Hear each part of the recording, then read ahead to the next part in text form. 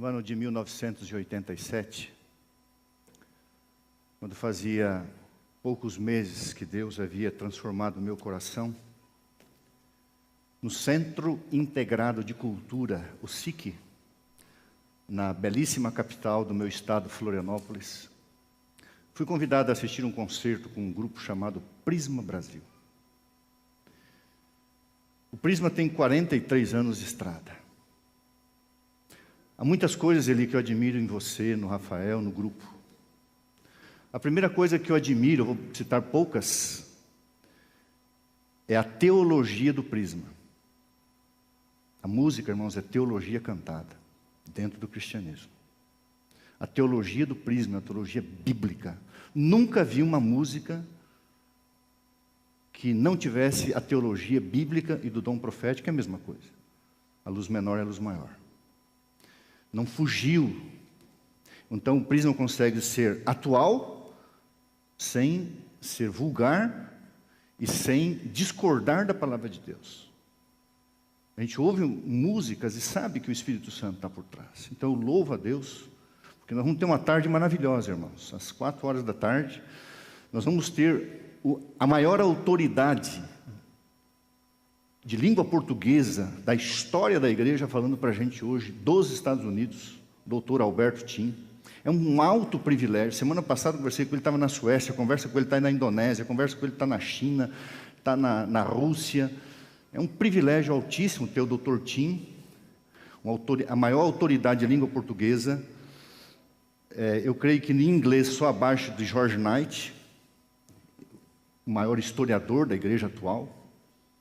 O homem que mais escreveu depois de Ellen White dentro do Adventismo foi George Knight, e o Dr. George Knight foi o professor, o mentor também no PhD, Dr. Tim. Então, Dr. Tim, eu creio que o senhor não está ouvindo, o senhor é muito ocupado, mas vai ser uma honra, irmão, ter o Dr. Tim falando para a gente uma palestra sobre a bênção do desapontamento. Eu estou sedento para ouvir essa palestra, porque eu fui aluno desse homem.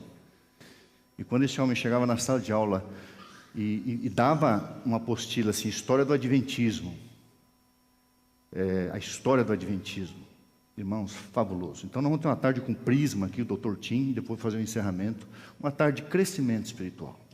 O que acontece, irmãos, quando a gente participa de um evento espiritual? Você não percebe, talvez nem sinta, mas isso faz parte da tua santificação. Por isso que a Bíblia diz, não deixe a igreja como é costume de alguns. Por que Jesus instituiu a igreja aqui?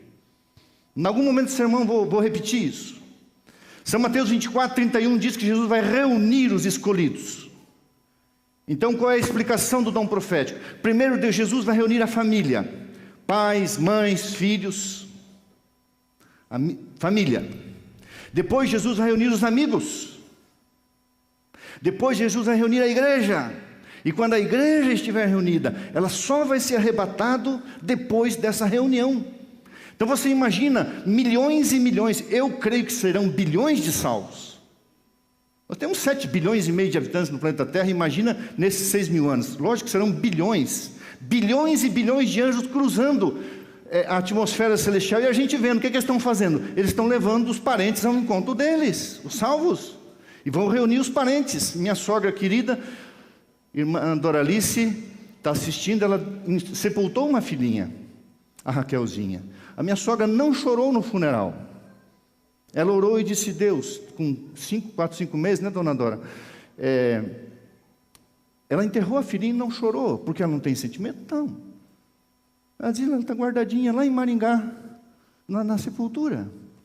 O dia que ela ganhar um novo corpo, o anjo vai voar, se a minha sogra estiver viva, lá para Tatuí, e vai reunir a Raquelzinha com a minha sogra, com as suas filhas. Eu vou estar junto, viu, sogra?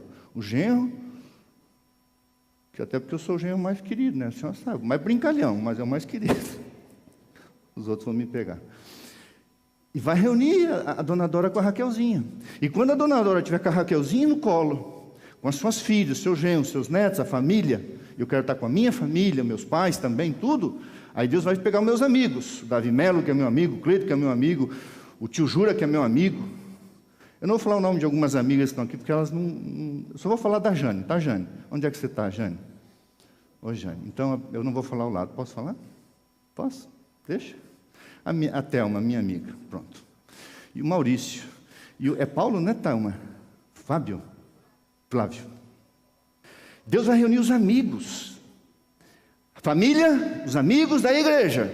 Num só lugar. Então você imagina um movimento de bilhões de seres humanos. Para onde que a gente vai ser levado? Não sei. Eu acho que vai ser para Bom Retiro. Lá onde eu nasci. Lá tem um platô bem grande, um vale. Não cabe. Deus vai reunir a sua igreja num lugar. E aí vai ser arrebatada. Então, irmãos, quando a gente está num encontro desse na igreja, à tarde, isso faz parte do nosso preparo. Porque você não vai ser arrebatado sozinho. Você vai ser arrebatado com a igreja. Amém? E nós somos a igreja do Deus vivo. Não é o prédio precisa abrigar o templo de Deus. O templo de Deus é uma coisa. A igreja do Deus vivo é uma igreja viva, composta dos seus filhos. E que prazer, irmãos. Quando Deus olha do céu, Deus logicamente vê estádios de futebol cheios. Deus vê muita coisa boa que acontece até em reuniões grandes por aí. Mas quando Deus olha, sábado ele vê aqui a igreja americana, ele vê as outras igrejas, Deus se alegra e a Bíblia diz que ele vem para o meio do seu povo através do Espírito Santo. Então o prisma estar conosco é uma bênção. Irmãos, existem duas pessoas que todo homem deve obedecer. A primeira pessoa é Deus. Estou falando do homem, gênero masculino. O segundo, se ele for inteligente, é a mulher. Então, segundo a obediência, a minha querida esposa, que não está aqui, I love you so much, forever. A minha igreja mandou eu ler isso aqui. Então, em obediência, senhora, eu vou ler aqui. Mas o segredo, irmãos, para a mulher não mandar na gente, para você obedecer, é fazer tudo antes. Vai lavar a louça? Já lavei. Passa o pano? Já passei, sequei. Tira a roupa do varal? Tirei, passei, guardei. Está tudo lá. Não deixa ela mandar, faz tudo antes. Imagina que eu sou assim, né? Mas sou bom marido, ela sabe. Querida igreja, palavras da minha esposa, então imagine a Miriam lendo. Gostaria muito de estar com vocês aqui, mas terça-feira à noite quis dar uma de Mulher Maravilha, tentando atravessar uma grossa porta de vidro e não deu certo. Podem rir, Deus tem muito senso de humor. Desconfie de um cristão que não tem senso de humor, a não ser quando ele está doente, né? Podem rir, Deus tem muito senso de humor, mas às vezes, agora vem ela é assim, ela brinca e bate firme. Mas às vezes Deus nos permite literalmente quebrar a cara, para aprendermos a depender mais dele e menos de nós e de nossas façanhas. Lembram daquele hino, quebra a minha vida e faz-a de novo? É ela que está falando. É isso que Deus tem feito comigo, diz a Miriam. Um forte e carinhoso abraço a todos, da mulher mais linda entre as lindas. Isso eu que estou falando. Ela não escreveu aqui. O que aconteceu com a minha esposa? Ela deu com o rosto no vidro e ela fraturou o nariz em 2 lugares. Então ela está com o rosto... Ela continua bonita assim com o rosto, né? Mas ela ficou com vergonha de vir. Bem, vamos com esse rosto assim. Eu vou dizer, não toque em mim, porque eu chego em casa e ela faz assim, calma, meu amor, você vai me abandonar?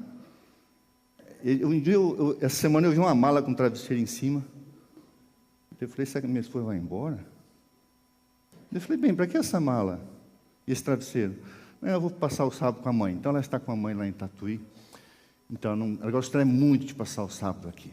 Mas ela está com o seu narizinho bastante inchado, o seu rosto, né? Irmãos, vamos orar? Pegue a palavra de Deus. Vamos àquilo que... Pegue a palavra de Deus em suas mãos. Pega aí. Pega a Bíblia. Deixa eu ver, levanta a Bíblia aí. Levanta bem. Antes de orar, eu poderia olhar para o rosto aqui de um médico, o rosto dos meus amigos de São Paulo, que são vários, citar nomes. Mas eu quero agradecer aqueles que são nossos amigos que estão nos visitando hoje, né, Maria? A Maria, vou citar o nome. Maria, fica em pé. Fica, Maria. Pensa numa mulher de Deus. A Maria do Capão Redondo, na São Paulo. Quase todo mês essa mulher vinha com uma alma arrastada, no bom sentido, para eu batizar. A ganhadora de almas. A Maria, né, Maria? Ela chegou aqui, por que o senhor não me responde meus WhatsApp? Eu falei, tu não me escreve? Ela está mandando WhatsApp para o telefone de São Paulo, não é, Maria? Maria, uma saudação para você. Maria é uma pessoa de Deus, simples e pura. Vamos orar. Nosso Deus e Pai, estamos com a Tua palavra em nossas mãos. Ao estudar o capítulo 10 da revelação profética, escrito há 2000 anos atrás e cumprido há 178 anos atrás, que o Espírito Santo de Deus pregue ao Teu povo, aplicando e interpretando segundo o Teu querer e a necessidade. Pai, por favor, faze a obra como o Senhor tem feito nos corações. Em nome de Jesus. Amém. Apocalipse 10, do verso 1 até o verso 11. Abra a Bíblia, por favor, coloque seus olhos ali, é isso que nós vamos estudar. O tema do sermão, as vozes dos 7 trovões. O que é isso? Essa simbologia bíblica. Pegaram a Bíblia? Vamos ao texto. Irmãos, quem prega é a palavra de Deus e o Espírito Santo. Deus condescendeu a usar lábios humanos, personalidades humanas, mas quem prega é Deus. A Bíblia diz: vi outro anjo forte, descendo do céu envolto em nuvens, com um arco-íris por cima de sua cabeça. O rosto era como o sol e as pernas como coluna de fogo. Esse anjo forte tinha na mão um livro aberto, um livrinho. Este anjo colocou o pé direito sobre o mar e o esquerdo sobre a terra. E bradou, olha as expressões, bradou em grande voz. Outra expressão paralela, como ruge um leão. E quando bradou, desferiram os 7 trovões as suas vozes. Trovão fala, irmãos. Logo que falaram os 7 trovões, eu ia escrever, mas ouvi uma voz do céu dizendo: João, guarda em segredo as coisas que os 7 trovões falaram, e não as escrevas. Então o anjo que vi em pé sobre o mar e sobre a terra levantou a mão direita para o céu e jurou por aquele que vive pelos séculos dos séculos, o mesmo que criou o céu, a terra, o mar e tudo quanto nele existe, já não haverá mais tempo profético, já não haverá mais demora. Mas nos dias da voz do 7º anjo, o 7º período de tempo, quando ele estiver para tocar a trombeta, cumprir-se-á então o mistério de Deus, segundo ele anunciou aos seus servos os profetas, no caso aqui também o apóstolo João. A voz que eu ouvi vinda do céu estava de novo falando comigo e dizendo: vai, toma o livro que se acha aberto na mão do anjo em pé sobre o mar e sobre a terra. Fui, pois, ao anjo dizendo-lhe que me desse o livrinho. Então ele me falou: toma-o, devora-o, estuda-o, esquadrinha-o. Certamente esse livrinho será amargo ao teu estômago, mas na tua boca será doce como mel. Tomei o livrinho, da mão do anjo devorei. O estudei exegeticamente, profundamente. E na minha boca era doce como mel, quando porém o comi, houve uma decepção, um desapontamento. O meu estômago ficou amargo. Tive grande amargura. Então me disseram as vozes dos 7 trovões: é necessário que seja pregado 3 mensagens proféticas para todas as nações, povos, línguas e reis. A tradução aqui é necessário ainda que profetizes a respeito ou para muitos povos, nações, línguas e reis. Irmãos, o texto, a perícope que a gente chama, que é uma separação, o texto que nós lemos foi escrito no ano 95 depois de Cristo, pelo apóstolo João, na ilha de Patmos. Todavia, como aconteceu com Daniel, acontece aqui em João. Deus falou para João: o que você vai escrever, sela, deixa parado, porque ele vai se cumprir no tempo que está determinado. João, como Daniel, não entendeu. O que nós acabamos de ler se cumpriu no outono de 1844, especificamente no dia 22 de outubro. Portanto, hoje, 22 de outubro de 2022, passaram-se exatos 178 anos. Irmãos, Deus, na sua bondade, na sua misericórdia, Deus, no seu amor, e você vai aprender várias coisas novas aqui. Deus, no seu amor, na sua bondade, Deus deixou revelado que, a partir da fundação da sua igreja, sobre ele, tendo o seu representante como Espírito Santo, haveriam 7 períodos de tempo. E quando começasse o 7º e último período de tempo, ele teria uma data específica.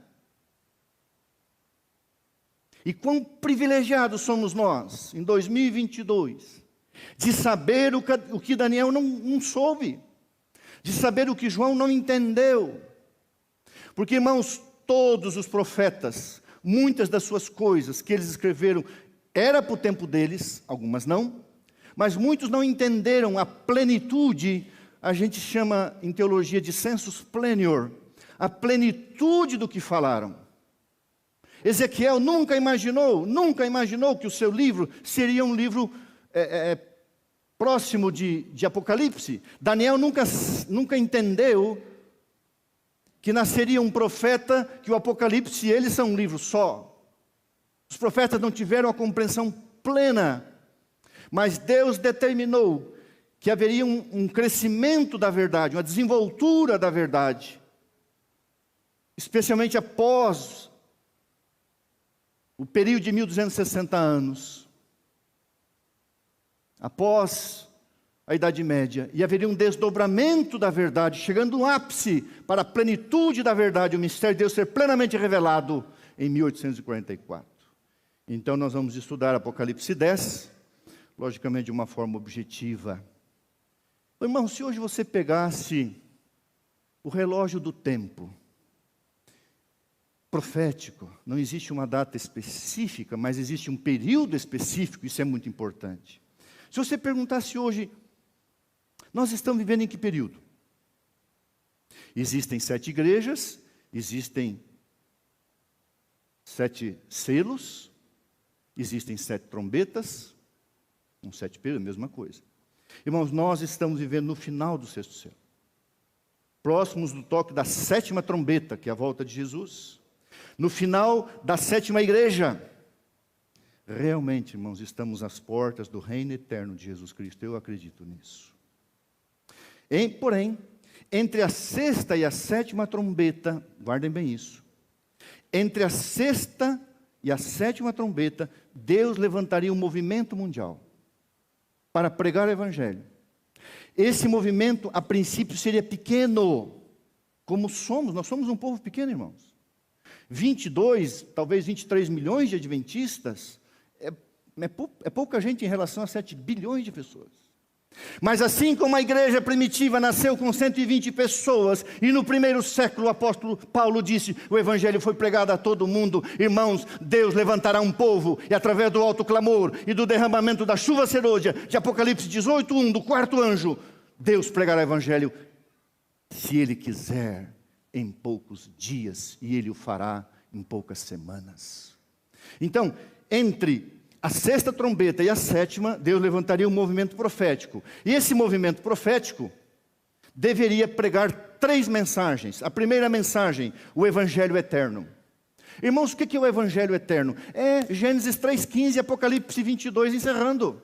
É o Evangelho da Bíblia. O Evangelho eterno que lá antes da fundação do mundo já havia um pacto com Deus. Sabe o que me impressiona em Deus? Deus nunca faz uma coisa sem assumir a responsabilidade. Deus é responsável. Deus criou o ser humano correndo risco. E Ele disse assim, se der ruim, se der errado, eu assumo a consequência. E Ele entregou o seu filho para pagar a consequência do que Ele já sabia que ia acontecer. A gente não entende isso. Eu me impressiono muito com o caráter, lógico, amoroso de Deus. Mas eu me impressiono com as atitudes de Deus. com as ações de Deus. Eu criei, ele caiu, eu me responsabilizo. Porque eu criei. Eles são culpados, são, mas a culpa eu assumo. O Evangelho eterno. Quando esse povo começasse a pregar o Evangelho eterno, começou mais ou menos em 1840, alguns colocam 1842, e vocês vão entender que não foram os adventistas. O sétimo dia, que só foram organizados em 1863. Vocês vão ver quem foi. Então, esse povo, na Europa, na América Latina, na América do Sul, vocês vão descobrir hoje que tudo começou na América do Sul com um padre jesuíta fiel a Deus. Ele que descobriu isso aqui. Deveria pregar o início do juízo de investigação.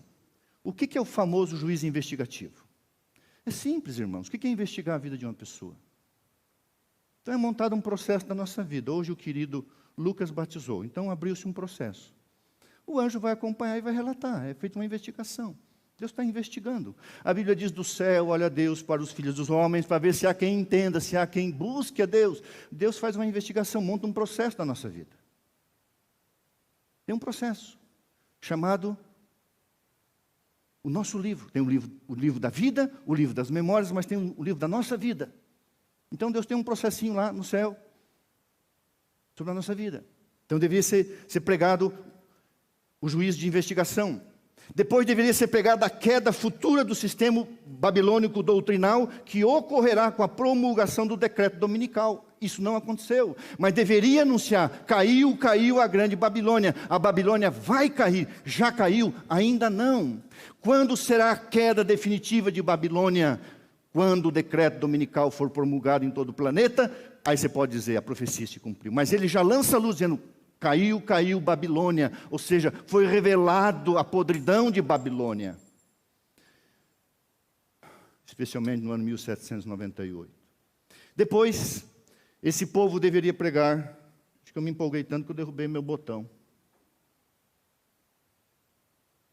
Então o pastor vai pregar sem botão. Depois esse povo deveria pregar: chegou o último período de tempo, o tempo final de graça. O tempo chamado hoje. Então hoje nós estamos vivendo, irmãos. Essas três mensagens, elas são simultâneas, mas houve uma ordem. Nós devemos estar pregando as três mensagens, especialmente a terceira. E a terceira mensagem anuncia que em breve Jesus vai voltar. Nós temos que pregar isso. Então, essas três mensagens começaram a ser pregadas desde 1840. Mas em 22 de outubro de 1844, cumpri-se fielmente, irmãos, a última profecia de tempo, sendo o seu clímax, seu auge, o seu ápice, quando nós olharmos para o céu. E hoje à tarde eu vou falar um assunto, eu vou dar uma provocada em vocês. Depois em casa você pega Daniel 2, verso 2. Você, depois da tarde, pergunta de que ressurreição está falando ali. Depois, hoje à tarde, eu vou explicar Daniel 12, verso 2. Então, tendo o seu clímax com a volta de Jesus. Vamos ao texto bíblico. Coloque agora os seus olhos na Bíblia e vamos a algumas lições para a nossa vida. Vi outro anjo forte, diz a Bíblia, descendo do céu envolto em nuvem, com um arco-íris por cima de sua cabeça. O rosto era como o sol e as suas pernas como colunas de fogo. E tinha na mão direita um livro aberto, um livrinho. Colocou o pé direito sobre o mar e o pé esquerdo sobre a terra. Irmãos, quem é este anjo forte? Este anjo forte se chama arcanjo, o chefe dos anjos. Esse anjo forte se chama Miguel. Quem é como Deus significa Miguel. Esse anjo forte é Jesus Cristo. Porque mais na frente ele vai jurar por si mesmo, o Criador. E Jesus foi o agente da criação. E Jesus estava agora dando à sua igreja o livro selado, o livrinho de Daniel. O livro de Daniel, o livrinho é uma forma carinhosa de falar, porque não é um livro extenso, é um livro pequeno, mas profundo. E quando Jesus, irmãos, coloca o seu pé sobre o mar, e quando Jesus coloca o seu pé sobre a terra, tem duas explicações. A primeira explicação, depois eu vou repetir a segunda. A primeira explicação fala de autoridade e poder. Irmãos, por mais que nós estejamos vivendo em nosso país, que é o único país da América Latina, mesmo contrafazendo a América do Norte, é o único país que ainda está tentando segurar alguns princípios da palavra de Deus. Ainda está tentando. Agora não importa, irmãos, em algum momento, os anjos serão soltos e o mal vai dominar. Não sabemos quando. Não sabemos quando. Mas o fato é que você tem que acreditar uma coisa. Essa frase que se fala por aí, Deus no controle, Deus no controle. Isso é verdade. Deus está controlando todo o céu. Deus está controlando todos os universos criados, sendo o planeta Terra o menor. É o átomo da criação, o planeta Terra é o menor. Mas a revelação que temos, que os seres criados aqui, até entendermos tudo, são os únicos que têm a imagem física de Deus. Eu fico me perguntando, por que Satanás, por que Lúcifer não foi no outro planeta? Por que ele veio no menor? Eu tenho para mim. Por que Cristo, quando encarnou como um ser humano? Porque Deus é a nossa forma física. Por que Ele vai morar conosco eternamente? Por que o céu será aqui? Por que Satanás veio nesse planetinha sendo menor? Irmãos, nós somos tremendamente caídos, pecadores. Mas nós somos especiais. Nós não temos méritos, eu gosto de repetir isso. Mas nós temos extremo valor. Quanto que você vale, querido irmão Carlos, de Cosmópolis? Você vale o sangue de Deus. Já parou para pensar quanto você vale? Você não merece, mas você vale. Você vale o sangue de Deus, tio Jura. Teu peso, coloca numa balança, tio Jura, tia Esther. Coloca na outra balança o sangue de Jesus Cristo. É isso o preço pago. Esse foi o preço pago. E então Jesus Cristo, Ele está com o seu pé sobre a terra e sobre o mar, significando autoridade e poder. Ellen White diz, esta posição demonstra seu supremo poder e autoridade sobre toda a terra. Finca o pé aqui sobre o mar, povos, nações, línguas e reis, e firma o pé aqui sobre a terra, os poderes terrenos, e diz assim, quem manda sou eu. Cada estrela, cada sol, dos sóis que existem, tudo que nós vamos conhecer aí, Deus está controlando, tudo está sob o seu total e pleno controle. Agora, tem coisas que não estão sob o controle de Deus. Sem a permissão divina, Deus não controla a nossa vida. Deus só controla a nossa vida por sua permissão e autorização. A minha pergunta é, mesmo em meio às lutas que você e eu temos, você tem pedido para Deus controlar a tua vida? Irmãos, cada vez que eu prego, na minha indignidade, não vamos ficar chateados de tirar o paletó, eu sou bem autêntico. O paletó está me fazendo mal sem botão. Eu gosto de ficar com um botão porque prende, senão fica balançando as abas. Se tem uma coisa, irmãos, que eu sigo na igreja, eu faço em casa, mas eu faço na igreja. Eu peço para Deus me possuir. O que é isso? Não existe possessão satânica? Também existe possessão divina. Eu digo, Deus, me possua. Toma posse de mim. A Bíblia diz que Deus possuiu Sansão. Deus possuiu Sansão. Cego lá, ele foi possuído pelo Espírito Santo. Muitas vezes Deus possuiu Saul, possuiu Davi. Deus possuiu Paulo, Pedro, Deus tomou posse. Então o diabo pega até uma palavra sagrada, possessão, tomar posse. Então a gente tem medo de ser possesso. Eu quero ser possesso de Jesus Cristo. Você quer ser possesso do Espírito Santo? É possessão, ou seja, alguém toma posse, alguém toma controle da minha vida. É isso. Tudo o diabo distorceu. Quem exerce autoridade sobre a sua vida? Agora, tem uma palavrinha aqui, arco-íris. Você sabe, a palavra arco-íris só existe 2 vezes na Bíblia. Lá em Gênesis e aqui. O arco-íris Sabe o que significa a palavra íris? Além da parte física dos olhos, da parte biológica, que é a parte mais brilhante, a íris ocular. A palavra íris é uma palavra grega. Mas é um substantivo grego. Mas ela vem do verbo grego eirem. Sabe o que significa eirem? Anunciar. Dar uma mensagem com a palavra. Ou levar a mensagem pela palavra. Íris é isso. Então termina o dilúvio e Deus vem. E Deus coloca um arco. E Deus faz um íris, um eirem. Deus anuncia, dizendo: jamais destruirei a terra pela água. Isso é eirem em grego. Deus anuncia. E aqui, quando aparece o arco-íris, é para lembrar do evangelho eterno, mas também para dizer que Deus está para anunciar. Deus está para proclamar, para bradar, para rugir como um leão, falando através de 7 trovões. E são 7 trovões. Vamos simplificar bem claramente. É a totalidade, a plenitude da potente voz amorosa de Deus, gritando e dizendo: filho, prepare-se, em breve eu estou chegando, e só quem estiver preparado vai suportar a minha face. A voz dos 7 trovões é a voz de Jesus, sua poderosa voz de amor. Ah, irmãos queridos, bendito é aquele que é um eirem. Agora, por exemplo, a igreja, já falei aqui, eu fico assim, irmãos, alucinado com algumas coisas espiritualmente falando. Quando que uma igreja cristã, nós somos um povo pequeno, mas é a única igreja cristã que está presente em mais de 220 países do mundo. Nem os nossos irmãos da igreja católica, onde está a massa dos salvos, estão presentes. É o maior sistema educacional do mundo. Você sabe quantos hospitais a igreja tem no mundo?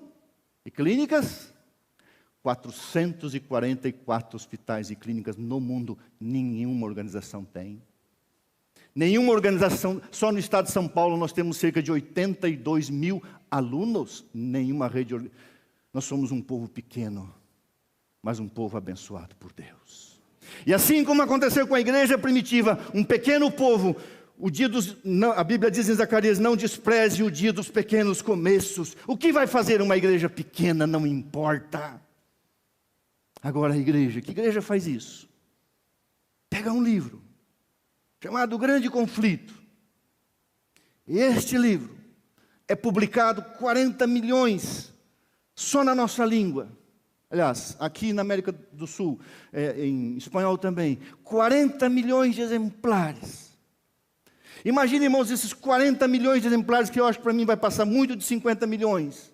O dia que o Espírito Santo de Deus descer, e a pessoa pegar o Grande Conflito, e os seus olhos serão abertos, milhões estarão no céu sem nunca ter recebido o estudo bíblico, mas foram alcançados pela mensagem escrita. Eirem, aquele que prega uma palavra, aquele que prega através de uma palavra, seja falada, cantada ou escrita. Eli, você é um eirem, você é um íris. Jesus, ele anunciou, ele bradou. Verso 3, e bradou em grande voz como ruge, olha as expressões, irmãos, e bradou em grande voz como ruge um leão, e quando bradou, desferiram os 7 trovões as suas próprias vozes. O que significa isso aqui? Irmãos, você sabe que o Apocalipse tem literalidade e simbologia. Isso aqui é uma simbologia. É como se Deus estivesse gritando, é como se Deus estivesse assim bradando, é como se Deus estivesse desesperado, dizendo: gente, está vindo um tsunami por aí, corra para os meus braços, que é o único lugar que esse tsunami não vai passar e destruir. Essa expressão bíblica de Apocalipse 10, 3, vou tentar explicar para você. Você já viu alguém numa situação de risco? E você gritou, bradou? Eu já contei essa história, se você quiser, alguém editou, colocou no YouTube. O dia que o meu irmão mais novo, Gilberto, o meu irmão mais novo entrou num carro incendiado para salvar uma pessoa, e quando ele arrastou a pessoa daqui onde está o Eli, o carro explodiu. E era um acidente que nós sofremos em 93, Eu não vou contar a história, que eu já contei. Se você tiver curiosidade, coloca no YouTube, está lá os detalhes. E quando eu vi o meu irmão, como daqui, mais ou menos no relógio, um pouco menos, porque era uma estrada, então, ali, um pouco menos, eu gritei para o meu irmão, não, eu gritava, não entra, não entra, não entra. Porque era um Opala de 4 portas incendiado. Pessoas arremessadas, porque na época de 93 não usava cinto de segurança por obrigação, e a pessoa o motorista estava com o cinto, então ele não foi arremessar. E ele bateu a cabeça e desmaiou. E o meu irmão viu a pessoa dentro do fogo. E ele não pensou. E eu bradei, eu gritei, eu falei, Beto, não, não. E eu gritava, ele não ouvia. Por causa do barulho do acidente, o fogo. A hora que ele soltou o cinto, ele é caminhoneiro e criado na roça, o negócio é bruto lá. Ele pegou aquele gaúcho e arrastou. Quando ele arrastou assim para o outro lado da estrada, o carro... Foi coisa de cinema, de filme. E ele salvou a vida daquela pessoa. E quando o pai foi indenizar o acidente, que foi culpa deles, eu estava dirigindo, o pai chorava e tremia em cima de um carro, os plantadores de soja no Rio Grande do Sul, e dizia assim, meu irmão não estava lá, dizia assim, disse para o seu irmão que eu não estou pagando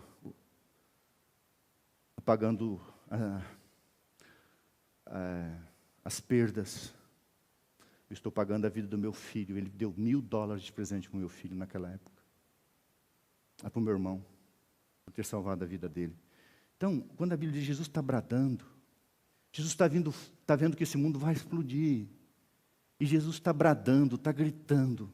Os 7 trovões estão rugindo, o Espírito Santo está fazendo experiência nos corações humanos.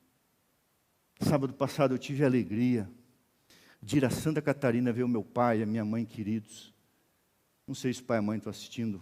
Pai sabe que eu te amo demais, mãe, eu te amo demais. Fui batizar um sobrinho de 30 anos, um lindo sobrinho agrônomo. Ele teve um encontro tão forte com Jesus. E ele pediu que eu fosse batizá-lo. Eu fui. Tão lindo, irmãos, ver o que o Espírito Santo fez na vida dele. A White diz, Deus está fazendo experiência nos corações humanos. Deus está desesperado, gritando. Os 7 trovões estão rugindo. Nunca vivemos um tempo de tanta apostasia em nosso meio. Apostasia do púlpito. Apostasia do púlpito adventista. Eu não sei, irmãos, eu não entendo um pastor que ao invés de pegar a Bíblia, fica pregando coisa da cabeça dele. Fica pegando ideologias humanas, carnais, humanistas. Não tem fonte bíblica, não lê uma citação do dom profético. É o escritor tal, o escritor tal, o escritor tal. Que escritor tal? Está aqui o escritor, está aqui a palavra de Deus. Prega a palavra. Paulo diz, eu insto, eu conjuro. A palavra conjuro é uma palavra muito forte. É como se fosse dizer, eu te dou uma surra se você não pregar a palavra de Deus. O nosso púlpito, alguns lugares da nossa igreja, os nossos púlpitos estão apostatados. Eu não acompanho, eu não critico, não estou falando de ninguém. Mas às vezes alguém me manda uma porção de um sermão daqui e dali. Eu falei, gente, de que igreja esse sujeito está falando?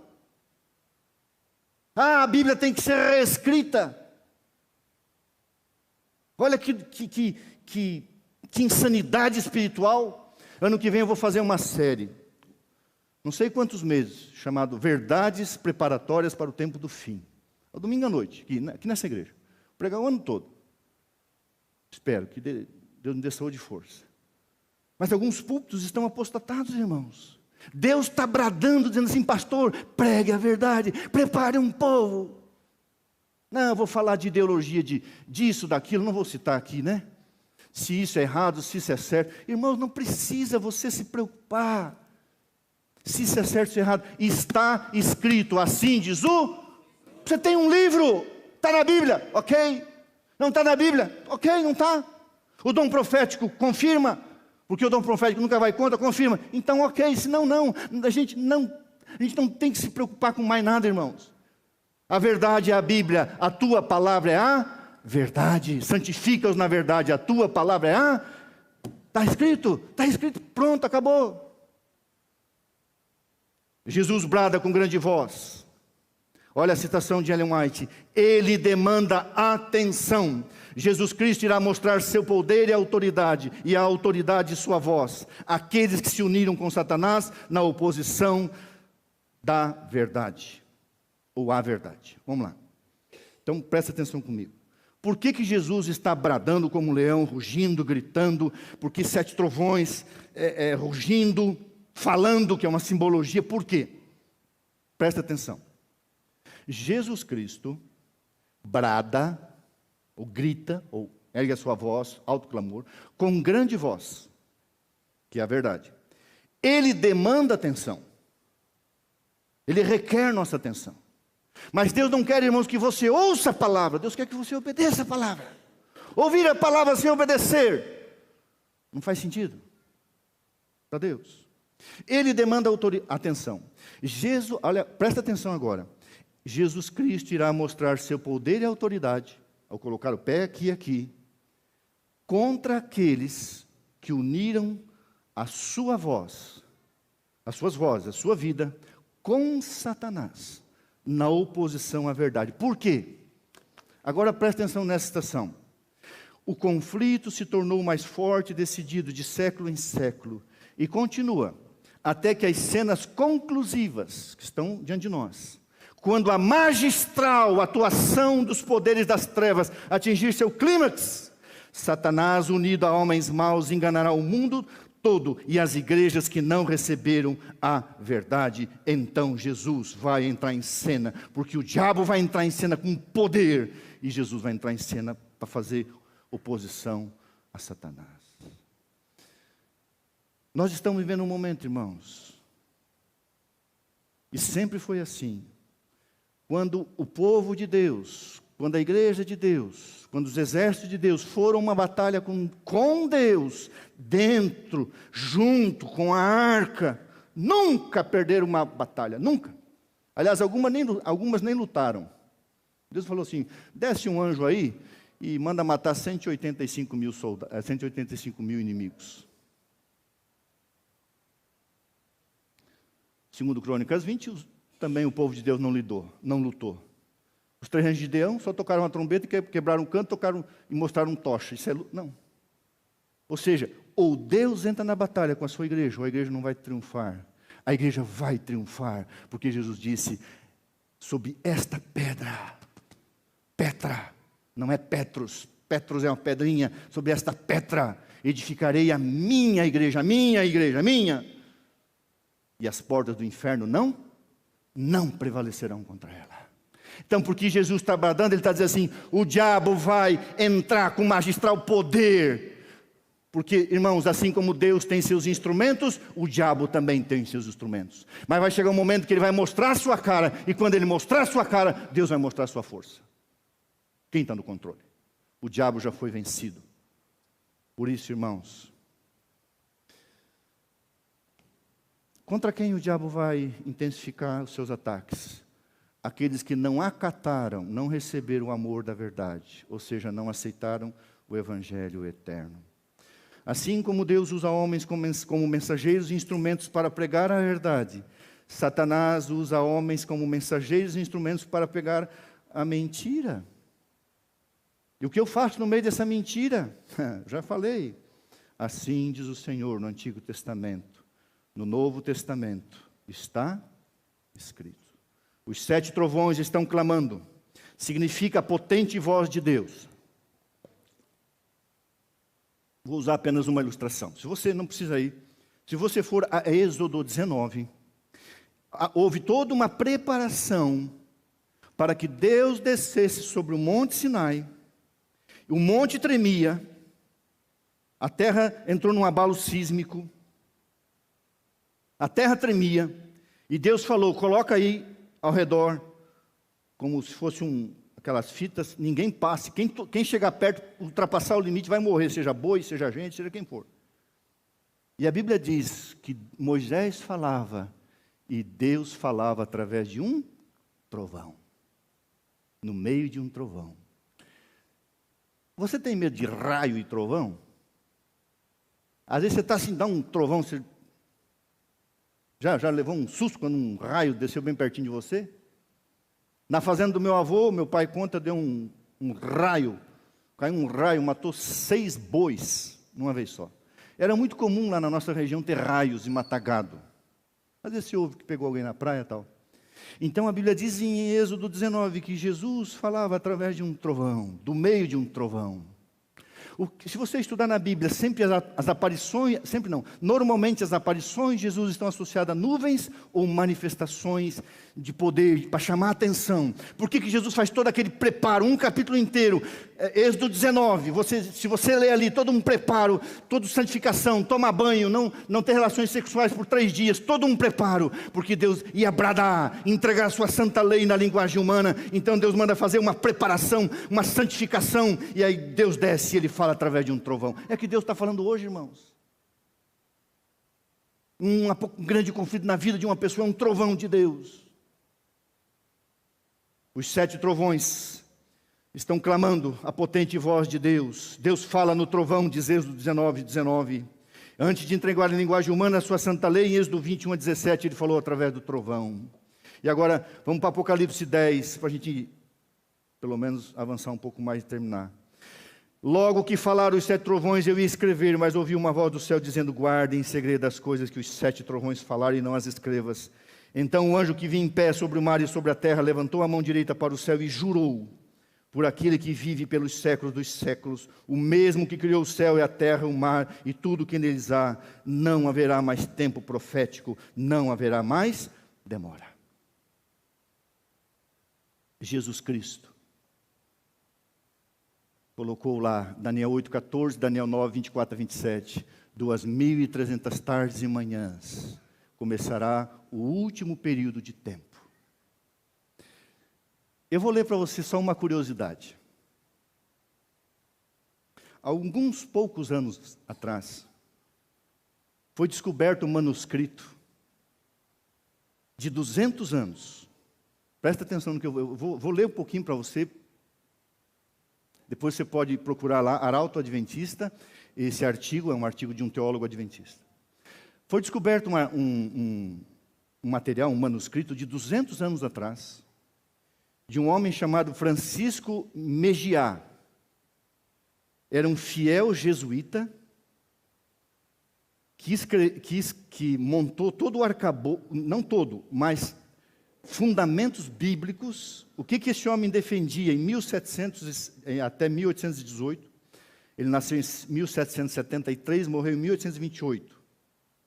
O que esse homem pregava? A volta de Jesus pré-milenar, o sábado bíblico, o estado inconsciente dos mortos, a mesma mensagem de Guilherme Miller. Aí um homem chamado Manuel Lacunza, um outro padre jesuíta chileno, nasceu no Chile, Manuel Lacunza, em 1731.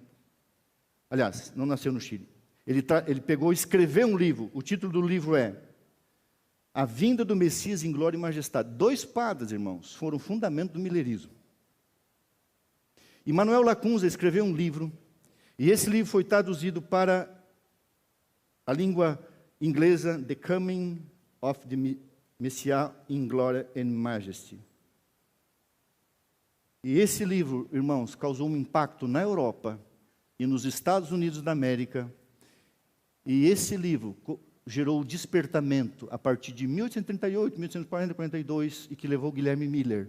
Irmãos, a mensagem do advento não é uma mensagem adventista do 7º dia, não é da nossa igreja. 2 padres sinceros. Aliás, você sabe quem traduziu a Bíblia para o português? Quem? Irmãos, é uma curiosidade aqui. Eu estou usando uma Bíblia aqui, está escrito assim, Bíblia traduzida em português, revista e atualizada, 2ª edição, por João Ferreira de Almeida. A Bíblia que eu uso, quem traduziu? Um padre. Então eu sempre digo para as pessoas, eu sigo o catolicismo cristão. A palavra católico significa universal. Eu sou católico, apostólico cristão, apóstolo dos apóstolos. Por que é chamado de prostituição ou igreja adúltera? Porque a cabeça era Cristo, se tornou Roma. Mas você pode dizer assim, eu sou um católico, sim. Você crê numa mensagem universal, você crê nos ensinos dos apóstolos, então você é católico apostólico, mas cristão, não romano. Assim era o cristianismo inicial. E esses dois padres, você pode ler depois, procure na internet um artigo bem rápido de ler, 4 minutos, o Arauto Adventista, do pastor, um PhD chamado Aécio Cairus, um professor de doutorado da nossa universidade nas Filipinas. Muito interessante, irmãos, como começou a mensagem do Advento, 200 anos atrás, com 2 padres jesuítas, fiéis a Deus. E eu, depois de ler esse artigo, eu falei, esses homens vão estar no céu. Pregavam a nossa mensagem, e a mensagem da Bíblia. Ah, irmãos queridos, eu já falei aqui, João escreveu o Apocalipse no 95, e o capítulo 10 se cumpriu em 1844. Por que Deus fez isso? Presta atenção no que diz o dom profético. Os livros de Daniel e Apocalipse são um. Daniel é a profecia, Apocalipse é a revelação. Daniel é o livro selado, Apocalipse é o livro aberto. Simples assim. Agora, por quê? Esperou-se 1800 anos para Apocalipse 10 se cumprir. Olha só. Era melhor que o povo de Deus não soubesse essas verdades antes do tempo do seu cumprimento, pois sua fé deveria ser provada.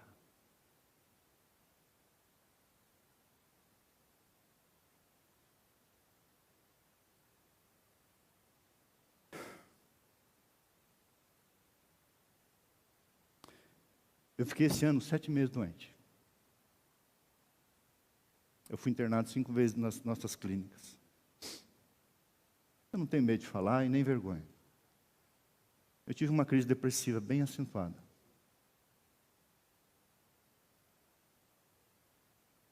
Eu estava sendo provado. Muito provado. Como nunca fui. E havia uma pessoinha que dizia para mim assim, o senhor vai ficar bem. E o senhor vai ficar melhor. E eu não acreditava. Não acreditava. Na última internação, eu fui com o propósito de pedir para sair do ministério, entregar minha credencial, e ver com o que eu ganho do INSS e pedir para a igreja, sei lá. Lá, internado. Na última vez, eu fui curado para a honra e glória de Deus. Ali me procurou um irmão que carregava uma culpa por mais de 50 anos. E essa culpa despertou nele um câncer, ele estava em estado terminal. Ele chegou para mim, em particular, profundamente deprimido e tomado de câncer nos órgãos vitais. E disse, eu carrego uma culpa muito grande, eu não consigo me perdoar. Eu ungi aquele homem, e às 5 horas, aliás, às 6 horas da manhã, depois de explicar para a esposa dele, eu rebatizei esse homem por um batismo de consciência. E esse homem disse, agora eu posso morrer. Eu não tinha certeza da minha salvação, agora eu tenho.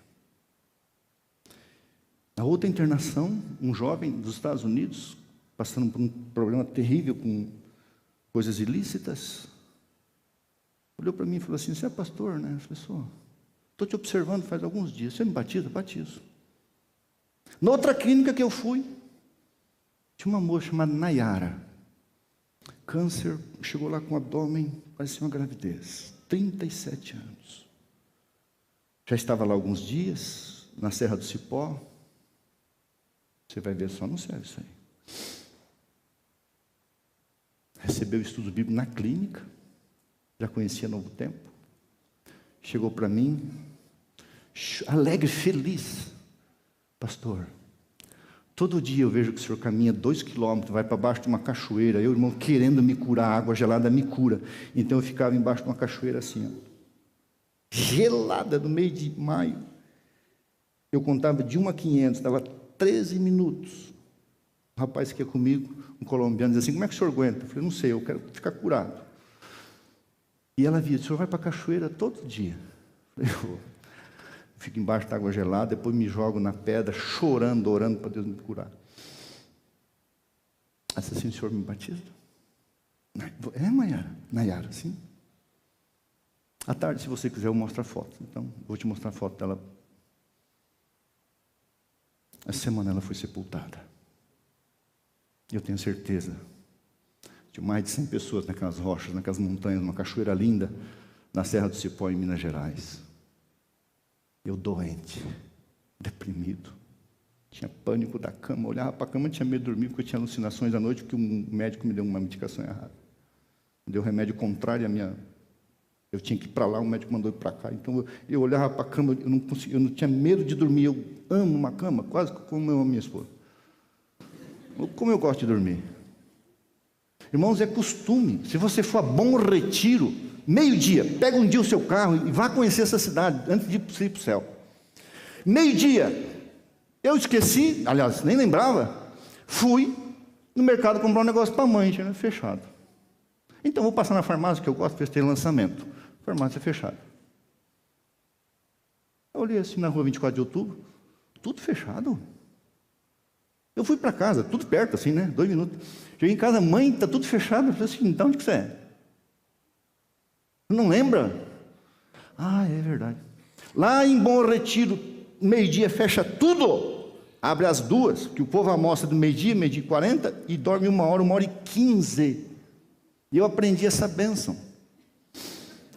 De dormir um pouquinho à tarde. 15 minutos, 20 minutos. Às vezes o pastor exagera, passa de 1 hora. Mas como é que você consegue dormir à tarde e à noite? Falei, falta mais tempo ainda.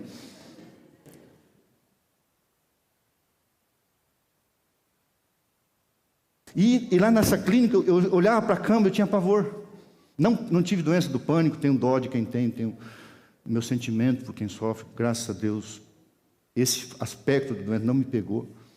Mas eu olhava para a cama porque eu tinha alucinações à noite. Um medicamento alucinógeno. Não critico o médico, ele nem sabe o que eu estou falando, porque alguns médicos me medicaram. E eu doente. Aí chega aquela moça com câncer. O Senhor me batiza? Eu falei, será que Deus me mandou aqui para batizar essa moça? E nós fizemos um batismo lá. E essa semana ela dormiu em Cristo Jesus. E eu a verei na gloriosa manhã da ressurreição. Irmãos, terminando. Se a sua fé for provada, jamais esqueça que você tem um desfecho final já revelado. Guarde isso. Se a sua fé for provada, lembre-se que você já tem um desfecho final revelado. Jesus vai voltar.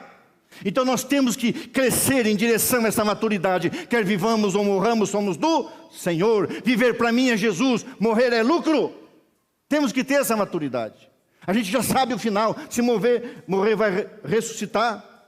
E aí finalmente, o mistério de Deus. O mistério de Deus, irmãos, é o Evangelho revelado plenamente.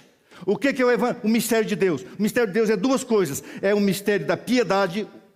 Muitas coisas nós não sabemos. A encarnação de Cristo, a encarnação de Jesus, nós não entendemos muitas coisas, tem coisa que não é revelada, mas o mistério revelado aqui, sabe o que é? É a plenitude do Evangelho que foi aberto.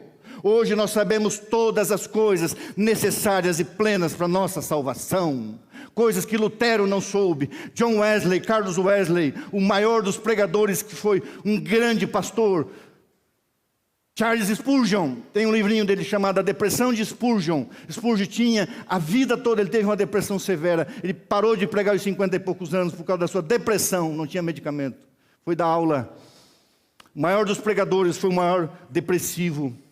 E finalmente, irmão, Jesus sobre o pé direito sobre o mar e esquerdo sobre a terra significa o alto clamor. O mundo inteiro receberá a sua palavra através do Espírito Santo. Armand White diz, a dispensação do Evangelho é o último período de graça a ser dado aos seres humanos. É isso que nós estamos vivendo. Hoje, 22 de outubro de 22, após 178 anos do início cronológico do tempo do fim, do mais longo período profético, com datas específicas, estamos vivendo o tempo da tardança do noivo, tempo emprestado, ou como disse o doutor Elias Brasil, diretor do Instituto Bíblico Adventista de Pesquisa, o BRI, disse: estamos por conta de Deus. Agora, vamos ler Apocalipse 8, 11 e a gente termina. Leia comigo lá. Apocalipse 10, 8 a 11. Apocalipse 7, o mistério de Deus, o Evangelho plenamente revelado, segundo anunciou os seus servos, o profeta. Verso 8. A voz que ouvi vinda do céu estava de novo falando comigo, dizendo: vai, toma o livro que se acha aberto na mão, e do anjo em pé sobre a terra e o mar. Fui ao anjo, dizendo-lhe que me desse o livrinho. Ele me falou: toma, devora-o. Foi o que aconteceu com os mileritas. Certamente ele será amargo ao teu estômago, mas na tua boca doce como mel. Tomei o livrinho da mão do anjo e o devorei. Isso aconteceu com os mileritas, irmãos. Era doce ao meu estômago, mas amargo. Doce à minha boca, mas amargo ao meu estômago. Então Deus disse: agora chegou a hora de falar profeticamente, pregar profeticamente. Irmãos, guarde na sua coisa. A igreja adventista do sétimo dia é um movimento profético. A nossa mensagem é profética. A nossa esperança é profética. Nós temos que falar sim. E o evangelho envolve a graça de Deus, o perdão dos nossos pecados, o amor supremo de Jesus Cristo. Mas você não pode deixar de lado as verdades presentes que indicam, irmãos, que nós estamos no final do último período de tempo e Jesus vai voltar. Nós temos que pregar isso. Foi isso que foi pregado. Agora veja bem, terminando. Baseando suas conclusões na profecia das 2.300 tardes e manhãs, centenas de pregadores na Europa, por causa desses dois padres, Estados Unidos da América do Norte, América Latina, América do Sul e muitas outras terras pregaram a volta literal de Cristo. Entre esses pregadores, então presta atenção nessa estação, entre esses pregadores contavam-se pastores congregacionais, metodistas, Ellen White, Tia White, batistas, Miller era um batista, presbiterianos, aí vieram os mileritas, episcopais. Irmãos, a gente acha que foram os adventistas do sétimo dia. Não. O adventismo do sétimo dia nasceu das cinzas desse movimento mundial. E a profecia se cumpriu literalmente. Eu vou só dar uma ideia para vocês. Vocês sabem o que é a igreja anglicana? Onde está a igreja anglicana? Na Inglaterra, certo? Você sabe que a rainha que morreu era uma pessoa cristã. Você sabe quem era o conselheiro dela? O Papa, né? Quem era o conselheiro dela?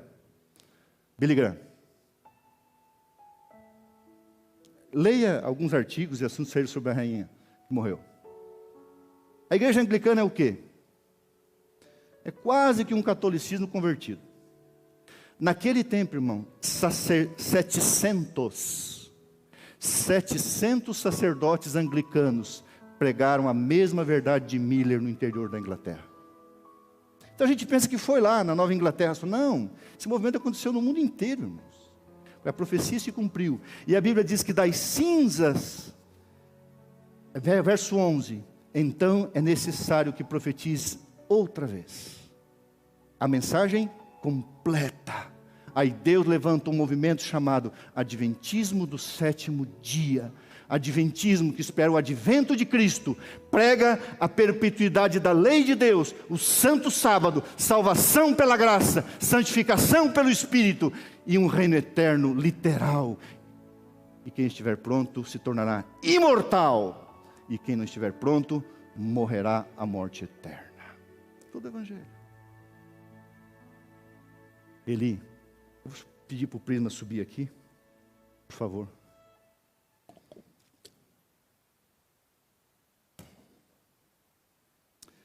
Eu vou ler aqui. O Prisma vai cantar uma música. Eu peço perdão aí para os irmãos se eu falei demais. O pastor vem aqui uma vez por mês e fala umas 2 horas. Aí quando eles põem a musiquinha, sabe o que é? Não é para emocionar, é para o pastor parar de pregar. É verdade, eu já sei. O Cleiton vai lá e solta uma musiquinha para o pastor se tocar, que o pastor do horário. Ele nunca falou isso para mim, mas eu não sou bobo, não. Não brincando, o Cleiton é meu amigo. Aqui, presta atenção. A música que eles vão cantar chama-se A Canção dos Resgatados. Achei que era do Eli, mas ele que traduziu, ele que fez uma versão da língua inglesa. É do Gaither? É dos Gaithers? Também não importa. O Eli que trouxe para nós. Diz assim a música: surge um eco de esperança da colina distante, um som que cresce de uma tumba vazia. É o choro comovente de quem era escravo, caminhando em liberdade. Não há mais correntes. É a canção dos resgatados, em pé na vitória.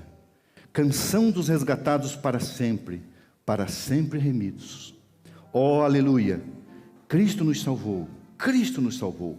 Esta é a canção dos remidos no céu. Ouça um hino surgindo dos que estavam perdidos. Um hino glorioso que fala da cruz. Não há mais maldição, pois o preço foi pago. O salvo proclama: louvemos a Jesus. É a canção dos resgatados, em pé na vitória. Canção dos resgatados para sempre, remidos. Oh, aleluia, Cristo nos salvou. Essa é a canção dos remidos no céu. Cristo nos salvou. Oh, graça excelsa de Jesus. Da morte eterna me livrou. É a canção dos resgatados, em pé na vitória. Canção dos resgatados para sempre, remidos. Oh, aleluia, Cristo nos salvou. Esta é a canção dos remidos no céu. Essa é a canção dos remidos no céu. Cristo nos resgatou. Amém. Quantos aqui gostariam de um dia cantar a canção dos resgatados? O que é a canção dos resgatados? É o cântico de Moisés. Como a gente vai cantar. Como a gente vai cantar. Ao ouvir essa música, levante-se se você quiser, dizendo: Deus, mesmo que doa, me santifica. Eu quero um dia cantar a canção dos resgatados. Se você sentir no coração, fique em pé e louve a Deus. Quero que você volte aquela imagem para mim, por favor. Consegue voltar, querida? Aquela imagem, acho que é uma nebulosa lá.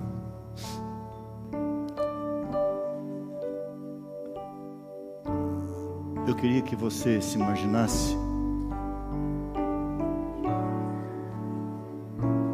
Jesus virá. É o vídeo, né? Quando você vai achando aí, ali Jesus não vai pisar na terra, só vai pisar depois do milênio, né? Quando lá em Jerusalém vai se formar Jerusalém. A Jerusalém celestial vai estar em cima da Jerusalém literal. Se um dia você tiver vontade de ir para o exterior, gastar o seu dinheiro, vá para Israel, tá? Vai lá tocar no muro, na pedra. Em cima da pedra está a cúpula a dos muçulmanos, como fala? Não, mas a mesquita. Na pedra que Abraão ia sacrificar Isaac, os muçulmanos colocaram uma mesquita. Então se mexer lá da guerra mundial. Mas você toca na rocha embaixo do muro das lamentações. E na cidade literal de Jerusalém vai se abrir uma plataforma e vai ser a Jerusalém a literal eterna, né?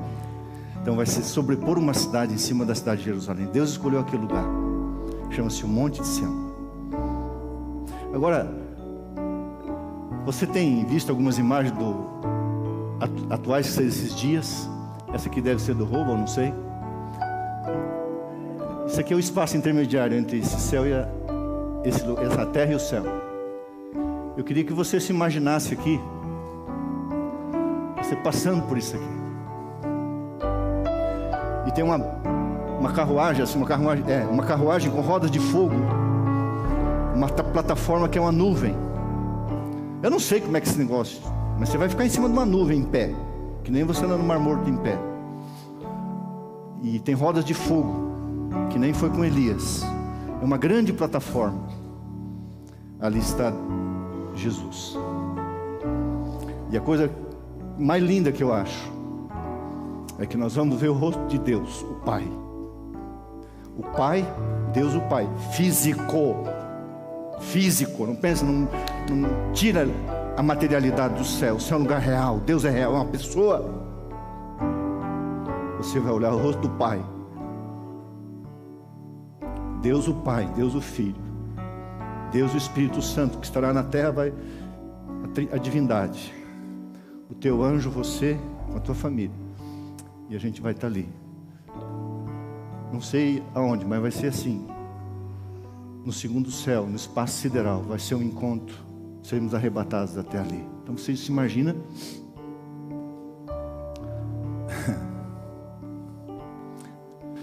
Hoje eu falei para minha filha, eu acho que ela não entendeu. Terça-feira vai fazer um mês que nasceu o netinho, Gabriel. Eu escrevi para minha filha, agora eu entendo um verso da Bíblia, mas não falei só, falei para ela, eu te amo ainda mais. Presta atenção numa coisa. Quando Jesus veio e encarnou, ele era chamado o amado de Deus. Este é meu filho amado, em quem eu me comprazo. Quando Jesus morreu na cruz, por você e por mim, Deus olhou para Jesus e falou, filho, porque você morreu pelo Maurício, pela Jane, pela Thelma, pelo Gilson, eu te amo ainda mais. Eu sempre amei minhas filhas, a Jéssica e a Júlia. Amo o meu genro, Júnior. E aqui está a tia Thaisa, né? Doutora Thaisa. Com meu querido amigo médico, doutor Witzler, Daniel Witzler. Com a sua mãezinha, minha parente distante. Eu disse para minha filha, filha, eu te amo ainda mais. Porque você deu um netinho para o pai, para a mãe, para os pais do Júnior. Então você ama uma filha, aí ela te dá um neto. Aí você ama mais a filha por causa do neto. Então assim é com Deus. A Bíblia diz em Romanos, e o pai disse ao filho, por causa do que você fez pelos meus filhos, eu te amo ainda mais. Volte 4 horas. Eu vou fazer uma coisa, eu vou prometer, eu vou pedir uma coisa, eu vou pedir que 3 pessoas que leiam bem, leia esse artigo aqui, comigo. Com 3 folhas, para você entender um pouquinho mais o que aconteceu antes do Adventismo, antes do Milerismo. Eu não conhecia esse manuscrito, fui buscando e descobri esse tal de Francisco Mejia. O Mejia. Nós vamos ler isso aqui à tarde, eu vou mostrar a foto da Nayara, que se entregou a Jesus numa cachoeira em Minas Gerais. Essa semana ela dormiu em Cristo Jesus. Vamos orar. Senhor nosso Deus, às vezes somos provados neste mundo de pecado. E graças a Deus porque somos provados. Era necessário esperar o cumprimento do tempo e o povo devia ser provado pela fé. A sua fé. Um pequeno grupo resistiu ao desapontamento, como um pequeno grupo ficou com o desapontamento de Cristo. Todos o abandonaram. Um pequeno grupo ficou após a sua ressurreição, porque foram tremendamente desapontados com a sua morte. Mas ele vive. A fé foi provada dos seus fiéis no mundo inteiro. Europa, América Latina, América do Sul, América do Norte, outros países, outras terras. Mas a população maior estava nesses centros. Mas o tempo de Apocalipse 10 se cumpriu literalmente na data determinada por Deus. E um movimento profético foi levantado. Um pequeno povo muito feliz, espalhado por este mundo, anunciando a volta de Jesus. Aparentemente tão insignificantes, tão desconhecidos. Mas quando o decreto dominical for imposto, essa pequena luz se tornará uma grande tocha. E o mundo será iluminado com a tua glória através do Espírito Santo. E o povo conhecerá a santidade da lei de Deus, a salvação do Evangelho eterno, salvação unicamente pela graça, mas a santidade da lei que exigiu a morte de Jesus. Nos dê um sábado, restante de sábado, uma continuidade de sábado, na alegria do Espírito, na companhia dos nossos amados amigos e irmãos. Somos irmãos, Pai. e logo queremos ver o rosto de Jesus, o rosto do Pai e a pessoa maravilhosa do Espírito Santo. Pai, se alguma coisa que fizemos essa semana te ofendeu, te machucou, te feriu, se fomos ingratos, se pecamos, por favor, nos perdoa. Nos leve em paz ao almoço, nos traz à tarde aqui, para que sejamos mais edificados, em nome de Jesus. Amém.